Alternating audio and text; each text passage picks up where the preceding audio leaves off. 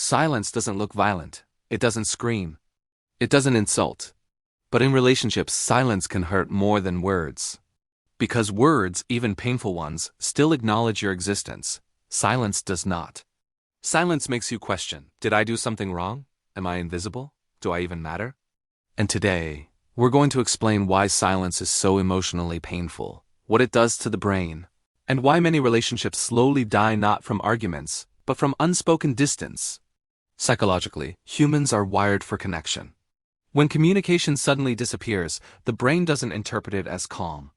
It interprets it as rejection. Silence activates the same brain regions as social pain.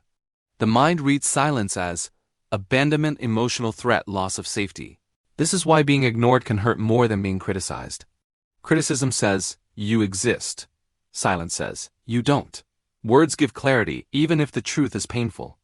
Silence creates uncertainty, and uncertainty is psychological torture. When someone goes silent, your mind starts filling the gaps. Are they losing interest? Are they angry? Are they planning to leave? This constant guessing triggers anxiety, overthinking, and emotional exhaustion. The pain doesn't come from what was said.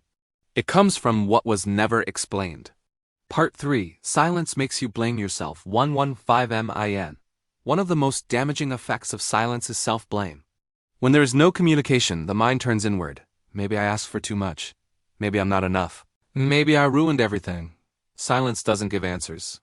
So the brain creates its own, and those answers are often cruel. Over time, silence erodes self-worth. Not because you are weak, but because humans are not designed to love in emotional darkness. In some relationships, silence is not accidental. It's a strategy. The silent treatment is a form of emotional control. It punishes without confrontation.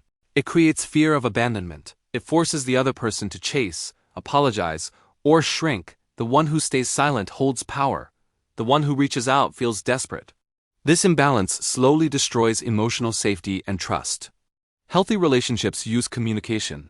Unhealthy ones use silence as a weapon. Arguments still involve connection. Even anger is a form of emotional engagement. Silence, however, feels like emotional death.